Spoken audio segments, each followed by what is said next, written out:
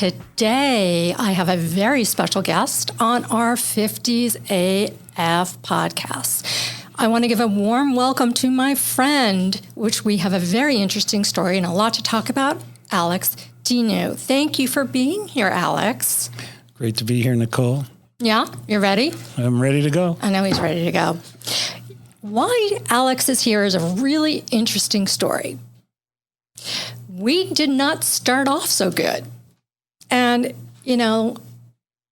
I'm going to go through the flow and talk about what happened and intertwine it with, like, the 50's as shit dating that we go through. So I'm keeping it real. Alex and I met on, Facebook app dating? Facebook app at the, I think it was in August. August? Yep. Was that long ago? Yep. Shit. Wow. Okay. So we were texting each other, communicating, and one night, I'm getting ready for a date. And I don't multi-date. This was my first week really multi-dating. So I'm getting ready, and I get a text out of nowhere from Alex saying, basically, I don't feel we're aligned looking through your Facebook, and therefore, I don't think it's a good idea to see each other. And so the subject matter that we're going to go into is first date misconceptions, man versus women. Obviously, I represent women. Obviously, Alex represents Alex. So, Alex, please tell our listeners what happened. What made you go there and text me what you did? Well, it started out, I think, with just an offhanded comment that you made, which was suggesting that I make a reservation at one of the restaurants, which is a little bit high-end restaurant. And I took it, and part of it might have just been the mindset that I was in, but I kind of took it as being a little bit pretentious. I think I actually had the reservation, if I recall. You did have the reservation. Okay, so for those of you that don't live in Boca, okay, during season, if you don't have dinner reservations made Friday, Saturday night, all throughout the season, you ain't getting in nowhere, just so I can make that clear. So part of what I do is I make reservations every Friday, Saturday night. Use them, don't use them. And I need to interject with that. Go ahead. Yep. So I just, in the context of where I was and what we had communicated with a little bit previously, I just took it that it just felt a little bit pretentious, and I didn't really want to pursue it because I felt I was going to set the wrong expectation. It didn't feel authentic from my standpoint. And so I think very respectfully just said, hey, I don't think we're aligned properly. I don't think we're maybe in the same place. And I respectfully declined. I think you saw specifically a picture with me, 2 pictures with me and a guy on the Facebook, because you commented something about that. Yes, that was the second thing, which was when you were on the dating app, when I went No, on my Facebook page. Right, but I was going to say, one of the good things about the Facebook dating is you eventually will get on the Facebook page, and I think that's a really positive thing for both people, because I got a lot of context and I could go back and some history, and when I went back and looked a little bit, it wasn't that long ago that it was very obvious that you were with someone, because there's a whole string of events with him. 2 pictures. No. 2 pictures, by the way. 2. It was your other boyfriend that you had gone out with for, I think, a couple of years, if I remember correctly. Okay. And so you felt, okay, this isn't going to work.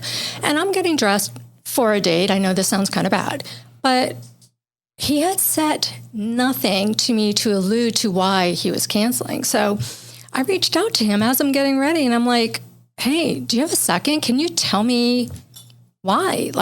Why you were... He did cancel in a respectful manner. Yep. I do want to say that. Yes. And so he talks about the red flag of an expensive dinner. Okay. Gotcha. And I think he was so respectful. He said, okay, I'll get on the phone with you. So here I am. I'm getting ready for a date. And you plug in on a train station because your cell phone was dying. And you did not need to give me the time of day, but something so kind of you went that extra step and you were like, okay, I will explain to you. And so, Alex started explaining this whole red flag high-end restaurant thing. And I honestly was taken back because I never thought of it that way. I didn't at all. And that is not all my character. Like, it just was me being where I'm comfortable in my town. And I think, so when we talked through it and, Alex got a little bit better idea of my thought process. And, I took in, listen, if we can't evolve at our age, we have to, right? Yeah, absolutely. So I took in what he was saying. And, then I go on this date right after I have this talk with him. And here's the funny thing. It wasn't a good date. And the guy was just like, there was nothing in common.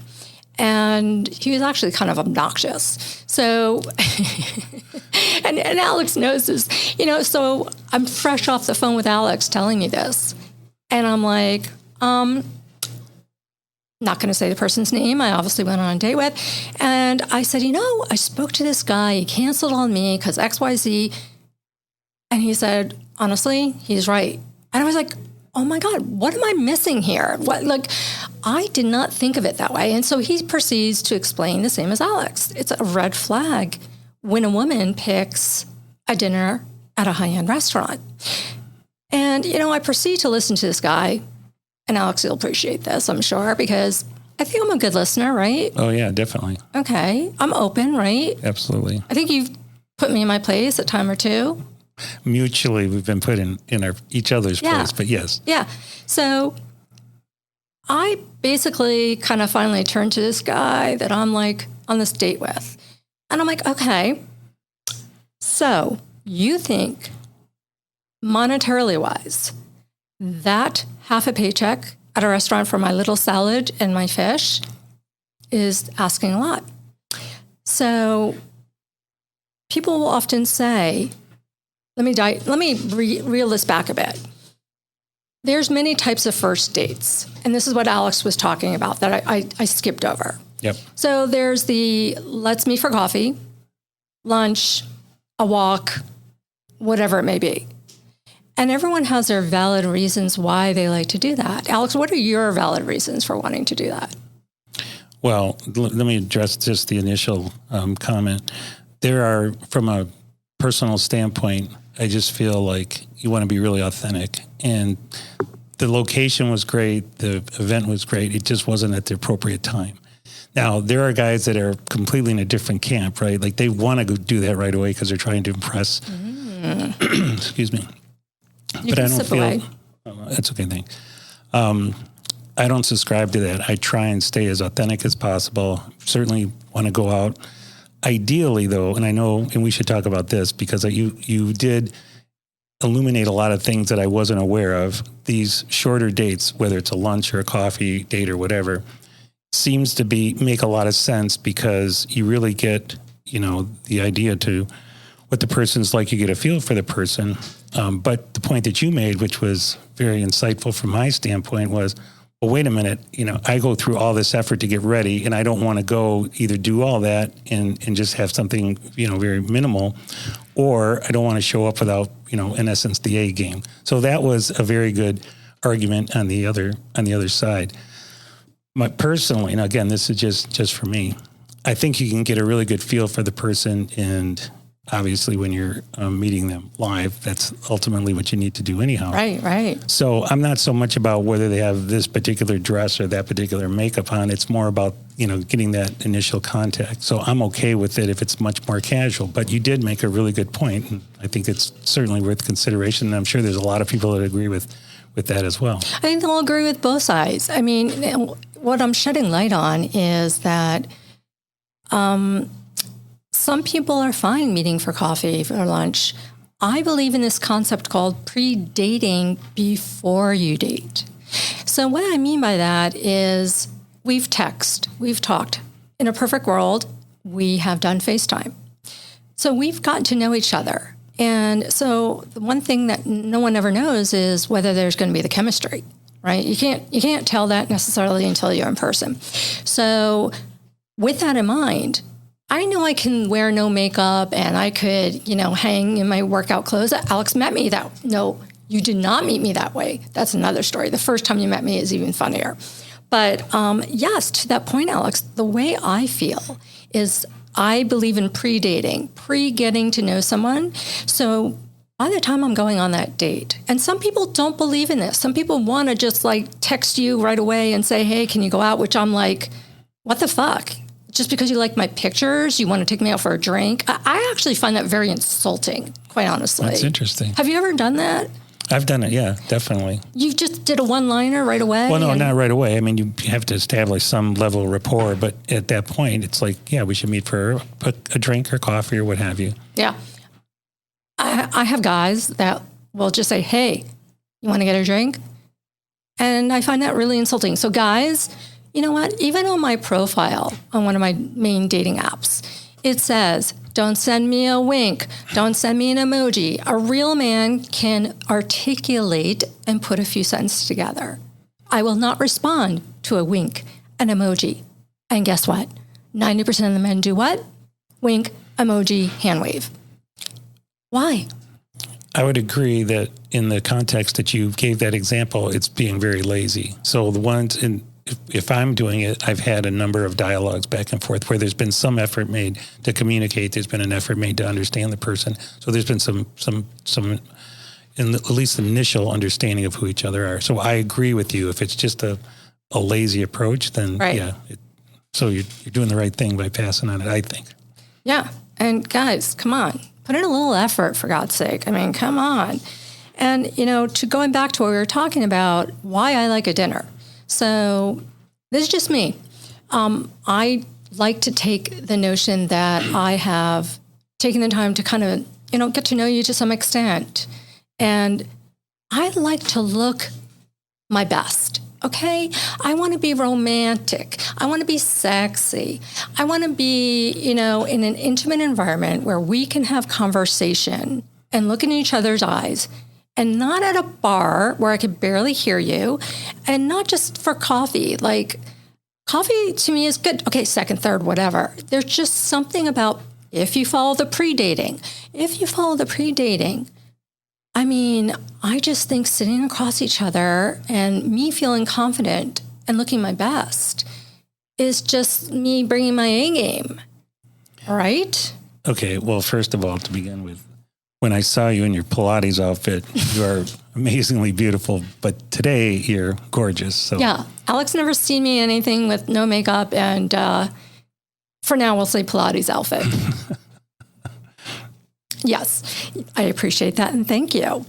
So, guys, I want to keep it real, okay? So we're basically talking about a red flag, right? That's a red flag when a woman makes a reservation or suggests a high-end restaurant, yeah, right? Let's call it a spade. Extent, yeah. Okay. So here's where I came in, and I explained to Alex, and I think you touched lightly on it, and any other man that I've interviewed is like, I never saw it from that perspective. And here we go. So, men, I'm talking to you. All right? So, you think I'm not going to like devour like a buffet style at a restaurant, okay? I'm getting a little salad and I would ask to share it and a fish. Okay? Whether it's a high-end restaurant, maybe that's like $40, $40, $50, right? We're talking about maybe. Right? Maybe? I don't know. Okay. All right. Well, okay. Here's my point of view. Me. I just spent 2 hours getting ready to look good for this awesome date and bring my A game. That's my choice. I understand. Some women can get ready in 15, 20. I like to do 2 hours because I want to always be on time. I want to make sure I look my best and bring my A game. And here's the thing guys don't think about. I just paid for an Uber there and back. Okay? $20 minimum. Minimum, okay? Do you know how much shit I have to buy to look good and get my hair done, do my nails? Yes, I do Pilates, and yes, that's my choice, and that's like $100 a pop for working out. Kind of high end, right? I know. I could go to the gym, but no, it's not me. I like the mind, body, and soul interaction in my workout. So what my point is here, when you add up my Uber, the 2 hours I spent getting ready, getting the girls, we get our nails done, our hair done, whatever the fuck you do, you'll get waxing. I don't know. So do you really think monetarily wise, that half of that paycheck, of the bill, is more than what I've actually spent getting ready for that date? I mean, clearly you're doing stuff to get ready. And I don't know that it's so much a monetary thing as much as an expectation from my standpoint, because it's not about the dollars, really. It's about the expectation that you're setting. And I think that's more. And do you feel comfortable in that environment? It was more of those two than it wasn't monetarily driven, really. Right. And I think part of that is, and, Alex, I'm just going to throw this out there. Part of it is, guys, women and men, can we just fucking keep it real on the dating apps? There you go. Can you post current in the last few months pictures? Can you please be honest with your age? Because if you don't, say you get together and you start a relationship, the lie is going to come out. So why would you start a relationship with a lie in the first place? So Alex, have you ever had one of those dates where, you were expecting one thing and you show up and you get another? Tell me about something. That has happened more times than I would ever want to actually admit. And it's a disappointment, but it's at the core, it's a lie and it's disrespectful. It's a lie because the person isn't, representing themselves actually, factually. And it's disrespectful because you went through all the points you just made. You went through all this prerequisite to get there, to drive, to get through the traffic, to park, to blah, blah, blah. And then, I've had it where the gal sitting across the table looks like the grandmother of the person on the website. No shit, really? Yes, yeah. And it's just... So if you go into those situations, if you're having to drive, is it a dinner at that point and you have to sit through a dinner? In this example that I just gave you, it was later on in the evening, and it was like 8:00 or something. I think it was on a work night, so it was more like just meet for a drink kind of a thing. Mm-hmm. And but the key part of it was not trivial. It was like a 40-minute ride because it was when I was in Boston, and just by coincidence, she was at one end of Boston, I was at the other end of Boston, so it was not an easy drive, and I was really upset. So what do you think about my point about pre-dating? How have you ever subscribed to that concept? Yeah, that is the ultimate way to do it. You want to have some initial dialogue in text, but text has a certain limit that you can use it for. If you use it too much, it can be misconstrued. It's good for certain things, but when you start to convey emotions or feelings or voice inflection or what have you, it's not there, and it's misinterpreted far greater than it is helpful. I think at some point you need to have a conversation, and then, and you mentioned this earlier, the FaceTime. We live in an era where that is so easy and so available, and it's to your mutual benefit, right? Sometimes if you ask someone to do that, they'll start pushing back, but the reality is it's just as much to their benefit. What do you mean they start pushing back? I don't like to do that. I don't look good on camera, blah, blah, blah. Really? So you've asked women to get on FaceTime and they decline? I would say 30%, a third of them won't do it. And it's a red flag. It's so why would you even go at that point? Most of the time I won't. I could not even imagine going out with a guy that wasn't willing to go on FaceTime with me. That's huge red flag. It'll be interesting to see the kind of feedback we get on that one. I would agree with you, but a lot of people don't. We'll see what the audience says. You're there, I'm there. Okay. Yeah, no, that's, and, to that point, Alex brings us to the concept of these online dating apps that, we have specific things that we use in our dating in our 50s. We're not, most of us aren't using Tinder or Grindr, or I don't know what they're all called. I got them all wrong. But, we're old school. We're using Facebook. And we're not using Insta, TikTok, So, we have that luxury once you become friends, like, Alex said, that you can kind of look back and get a sense of somebody and a sense of who they are. But, you did that and you were wrong about me. Well, that's true. Yep. So I think the point I'm making is get on FaceTime, Zoom, whatever it is of your choice, get on there and actually see that person. I think it'll eliminate a lot of that. And just people level the fucking playing field. Just post your current pictures, post your real age. It's just a disaster. I mean, like, I know somebody that went all the way up to Miami, and then the woman was like 10 times older than he was, and he had to sit through a dinner. So I can understand not having a nicer dinner if you have not kind of seen each other a little bit. That is brutal. That's a brutal environment there. Yeah. And it's like, I really, really subscribe to this concept of pre-dating. And I think, if people did that more, we would have a higher success rate of dating. Would you agree? Oh, yeah, absolutely.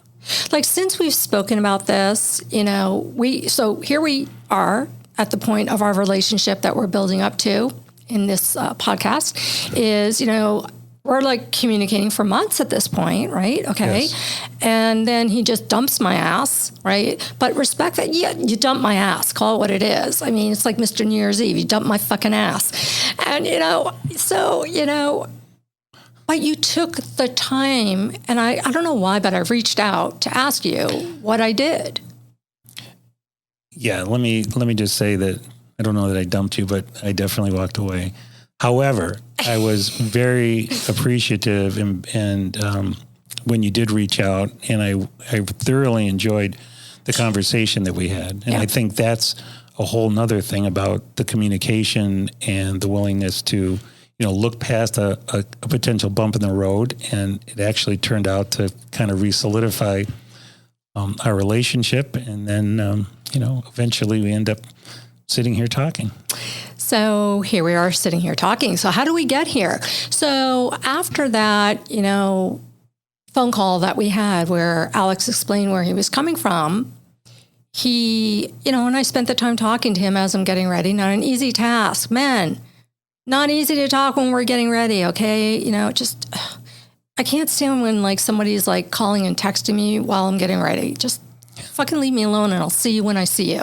But anyway, the point I'm making is that we stayed in touch. And Alex immediately after we hung up the phone wrote the nicest text message to me saying, well, I don't want to, like, put words in your mouth, but you basically were saying, I mean, like, you were wrong about me, and you can say what you said. I mean, basically, in some, what... No, I mean, it basically was I appreciated it. I had a whole new insight on you, and I definitely wanted to continue to communicate, and we did. Right. So you want to know the first time how Alex saw me and our communication? Very vulnerable. He was in Boston. We were just talking about being in Boston. Yep. Give me a good Boston sentence. Like, let's hear it. Park the car for the party. So when you go to Boston, do you fall into that and then come back here and fall out? No, because I was not born in Boston. I lived there for 23 years, but I wasn't born there. So. Okay, I'm a Californian. When I got back from California, I was like, yeah, remember on one of my Facebook confessions, I said the word like a million times, and that definitely was an issue for sure. So I don't know. I was in the hospital. We're not going to go into details, but Alex was communicating with me, and we somehow started talking about him dating other girls and shit like that. We just went into this friendship, right?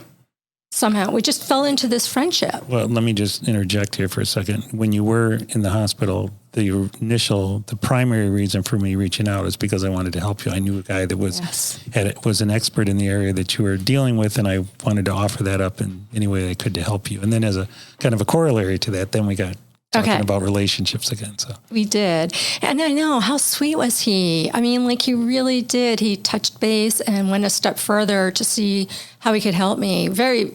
He's a good guy, girls. Weren't you, like, asked to be on The Bachelor or a contestant? Like, don't blush. I know. Come on. There's a reason you're in this chair. Yeah. I know. You're being humble. Okay. So I don't know what made me do it. I didn't know what he was doing. I'm in a hospital gown. I've been in there for days. I pick up the phone and I FaceTime you. And I'm in a hospital gown. I want to know what was their response to me FaceTiming you in a hospital gown for the first time seeing me? Right. Well, it's first time seeing you, but we had developed a relationship. I thought it was awesome because I think it shows a level of sincerity. It's vulnerable, clearly a vulnerable place.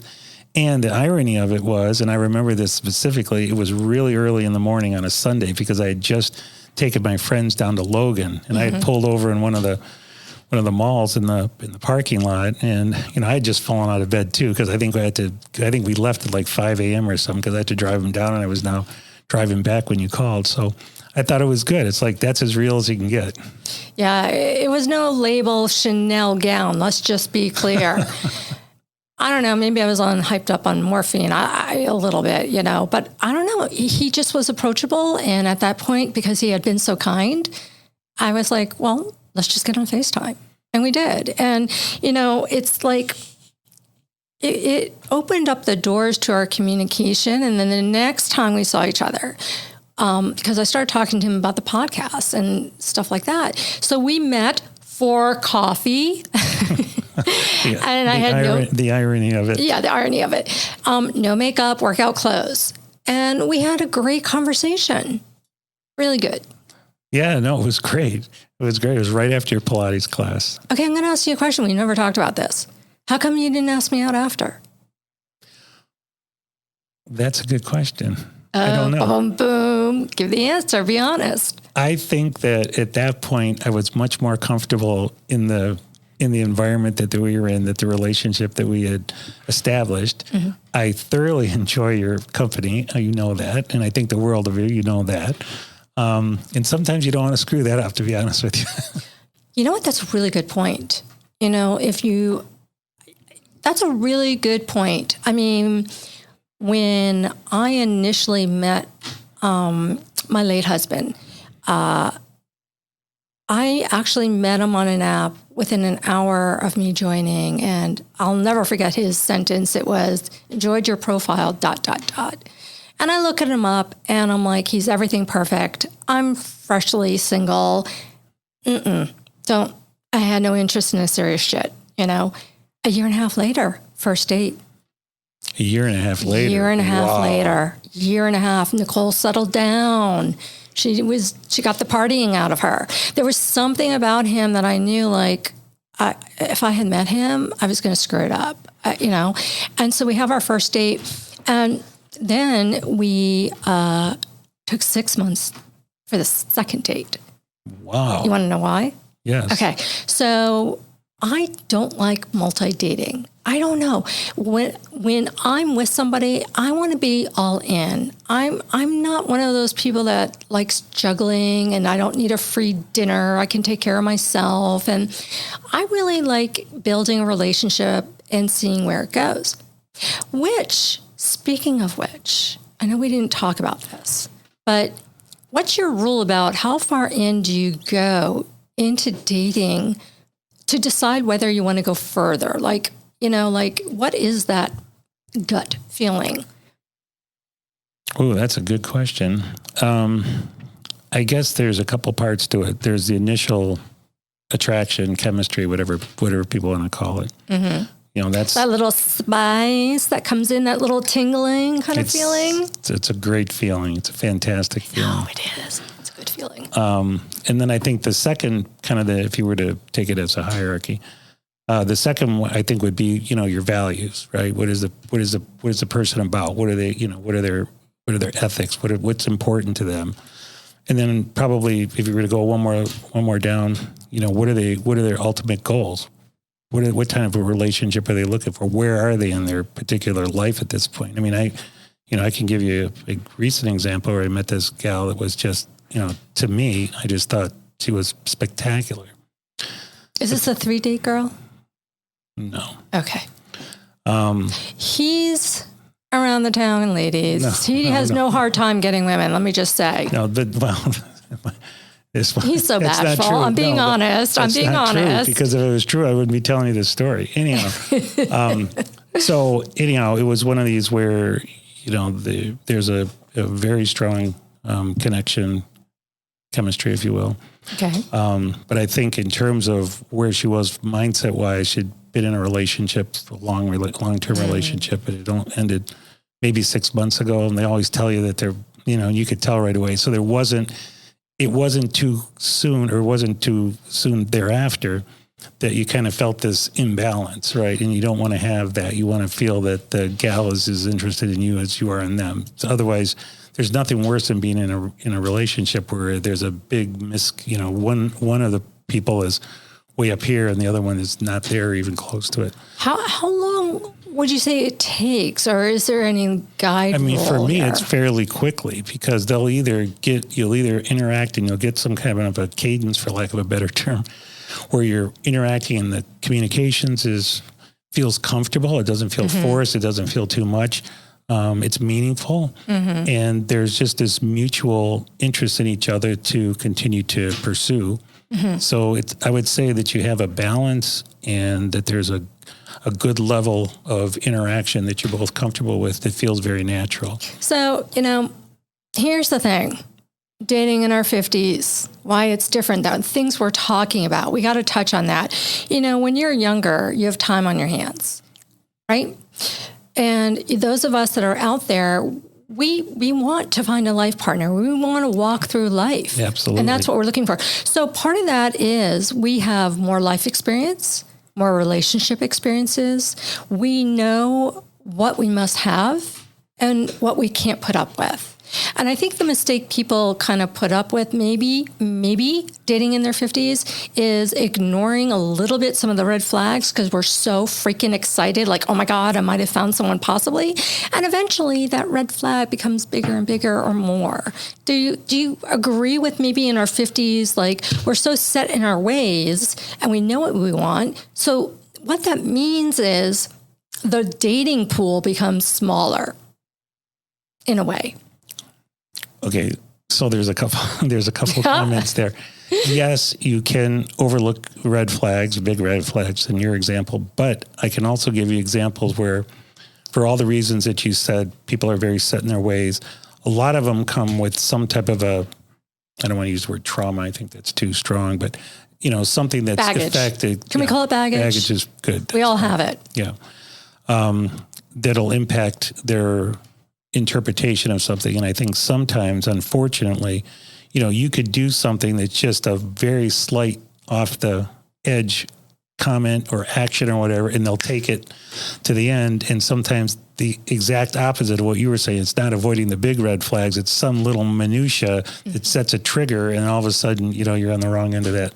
I have relationship. I have that. And for me, it's raising your voice. Okay, perfect. And I have a buddy that's exactly the same thing. The minute somebody, raises their voice, we're done. I mean, like that's a trigger for me. And it's not just like raising your voice, not able to communicate effectively. I believe in sitting down, talking things through the way we are right now. And part of that came from raising kids. I think the skill sets and the morals and the values that we bring and our relationship experiences, because anyone I'm dating, one of my rules, and we're going to go into that on another podcast, my unconditional or my non-variable rules versus variable. We're not going to hit on that today. But one of my non-variable rules is you must have adult kids, because I personally, and I don't mean it to insult anyone, I personally need to be with someone that understands what they mean to me and what I'm willing to do, not to do. And do you have any of those kind of, non-variables that you must have? I mean, clearly, if your children are older, that's just, you're in a different place in life, which makes it a lot easier. Right. When your kids are out and they're on their own, you certainly have a lot more. You can have sex in every room, basically, exactly. If you wanted to. That's what we're going with. And whatever time you want to do it. Yeah. And you know what? Don't think that like being hot and sexual doesn't, it's more in your favor. I would say it's kind of more, right? Yeah. In some ways, because like we're putting ourselves out there, and it's our time to shine. We raised our kids, and we've been through a divorce, lost somebody, whatever it is, the journey that we've gotten to. So being sexually a good fit, I think that's important. I mean, it's defined in many ways. It's not just the act, it's also the intimacy part of it. Yep, I agree completely. And so, like, to that point, going back to talking about the dating, so one of these guys that shows up to this date, he's all disheveled. He has his sunglasses around his neck, kind of thing. Again, I just spent 2 hours getting ready. And you know what? Guys, bring your freaking A game too. Don't just expect a woman to. Look at Alex today. That is an A game. Take it, guys. Look at him. That's bringing the A game. When a guy shows up with a shirt wrinkles and, I mean, come on, it's at night. And I literally sat down and had to say, like 10 minutes, you could take your sunglasses off your chest. Like, what do you think? That's going to turn me on? Like, I'm hot from that? No, that's just not going to happen. And, I think this is another thing. I'm going to pull it out on you. Okay. Guys, you ready for this? I talked about girls getting our hair done, our nails done, our waxing, whatever the hell we do. Can you please fucking fix your eyebrows and nose hairs? Do you know what? Excuse me one second. And the ears. Oh, and the ears. And oral hygiene. Oh, my God. Do you think I want to have a makeout session with a guy with yellow, stained, ugly-looking teeth? Oh, my God. Oh, like it's the most unattractive thing. So women are held to these higher standards, I think, of how we present ourselves. And guys, unlike Alex presents himself. He grooms himself. You can just tell looking at him. I mean, guys, look in the mirror, see your eyebrows going in a million different directions. Look in a magnifying mirror. Look at your nose hair. Take care of your shit. Bring it on, I mean, God, I just don't know about that. There's one thing before. Okay, Alex coined this amazing thing. One day we were just talking and he said, I want to read it right. Hopefully I get it right. Dating in our 50s is like combat sports. Can I? Yeah, this is all you, baby. This is all you. So the context was we were talking about the applications, which I hope we're going to do. The what? The dating apps. Yeah. Yeah. So the overarching theme was that online dating is a full contact sport. So she thought that was a good loved it. It literally should be trademarked and coined. My goodness. I know, it's great. And yeah, because, we're going back to talking about the dating apps. And I just really think if, you really want to get a good person, a guy or a girl, don't lie and ask for current pictures, FaceTime, Zoom, whatever it is. Walk into the concept of pre-dating before dating. Now, I've gotten pushback on that. Some people will say, no, I don't want to know anything about him. I just want to show up, which, okay, I'm not subscribing to that. That works for you. That's good. But, so you've been single longer than me recently. Okay. Much longer. Okay. So, what made you come up with that statement off of dating apps? Because this is yours. Well, let me just take one step back. I think because the dating apps get a lot of press and not all of it's good.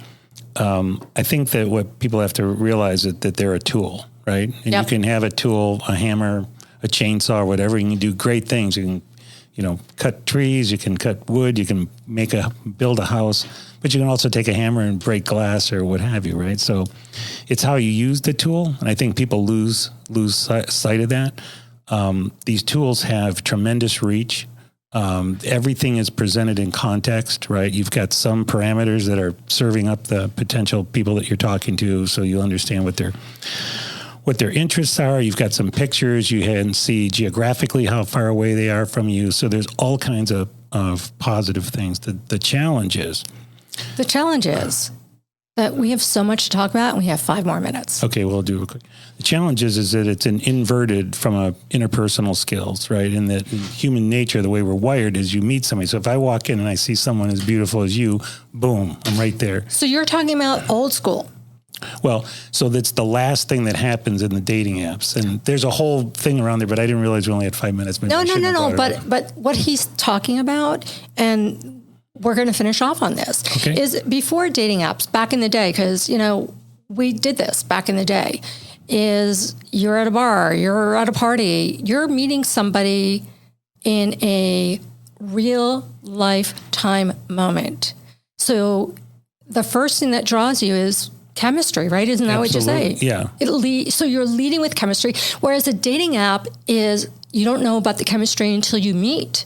So it's an opposite. That's what I'm saying. It's inverted. But in the cover off on the in-person one, if I see you, but if I approach you, I don't know if you're married. I don't know if you're gay. I don't know anything, right? So that's the difference. Where with the dating apps, you have all that context. It's just that the last thing in the step is to meet them organically, if you will. And it sometimes is a little bit, especially if you're not. You did just the other week. You text me like, oh, I met this girl, da-da-da-da-da. And I actually met a guy organically for the first time. Never thought I would. It's very rare. I mean, you go to these restaurants, especially in Boca Raton, the bar scene is slimy. Would you just refer to it as slimy? It is. It's like, it is a meat market. I mean... Wednesday nights. Is that ladies' night here? I think it was one of these. I don't know. I was out with my buddy. I think it was Wednesday. Yeah. Yeah. I don't, I barely drink, but you know what? People, especially men, from my perspective, you know what? Don't get sloppy drunk. Just, it's not a good look. No, I don't. I hardly ever drink. So. Yeah, I get that, and, I think it's pretty cool that, we can define the way it used to be, the way we were younger dating, and now it's online dating. So it's this reverse process that we're trying to navigate. And I really think if you take in everything that we've been talking about, it really boils down to a little bit of pre-dating. Absolutely. And it avoids some of those, taking the Bright Line, which is our local new train that we could take to Miami. I think that happened to you recently, and yes, then it did. Yeah, exactly. And, part of this discussion is there could always be a part two. But, that's the problem. We can go on and on so many subjects. I agree. And we can dive. But here's the deal. Takeaway from this. Tell me your takeaways that you want to let the audience know, and I'll tell them mine. Well, I think overall you have to be authentic, you have to be honest, and you have to be clear in what it is that you're trying to accomplish. What is it that you're looking for, and be able to articulate that clearly. I think those would be the high level ones. Yeah. Mine is, I want to get laid. I don't think you have a problem with that. Oh, listen, we can have our dry spells, but, guys, you're not the only ones that want to get laid. Okay, don't come after me with DMs. Okay, please. No. Oh, my God. But at the end of the day, put your best foot forward. Yep. Be honest. And, who knows? Maybe Alex and I will give it a go and go on a date. I don't know. Could we even go backwards and do that? I don't know. I thoroughly enjoy our relationship the way it is. I love you. I have a great time with you. And I want to say before we run out of time that I love your podcast. I hope this helped, and I wish you all the best. And it's been great. I think it'll be very insightful for a lot of people. And I'm thank you. Happy to help you any way I can. So I appreciate that. And, each podcast will add a little bit of different perspective. We'll have different guest speakers and, different topics every time. But women, men, listen to us. I think we bring up really valuable points that could help dating the shit show in your 50s, basically. And it is a shit show for many more reasons. That's why I'm able to make this into a podcast, because we could go on and on and on. And at the end of the day, I hope that you enjoyed being a guest. Very much so. And I want to thank you, because it takes a lot of guts. I mean, sitting across from someone like me, that's just, you don't know what's coming at you. I don't have a filter. I'm just going to keep it real, and I'm going to just say what I have to say within boundaries, always. So, Alex, thank you so much. And you never know, there might be a part two with Alex as a guest. Well, I'd be happy to help you any way you can. And thank you very much for having me. And I wish you all the best and good luck. Oh, like you're walking out of my life or something? No. Okay. I thought we were out of time. And ladies. I'm watching the clock now. Reach out to me. He's a good catch, okay? All right? Thank you. All right, everybody. We loved having you. Thanks for joining today's 50s AF podcast. Keep going, keep watching, keep learning. They're going to get sometimes really spicy, so you don't want to miss out. So we're over and out with that one. Thank you so much for joining.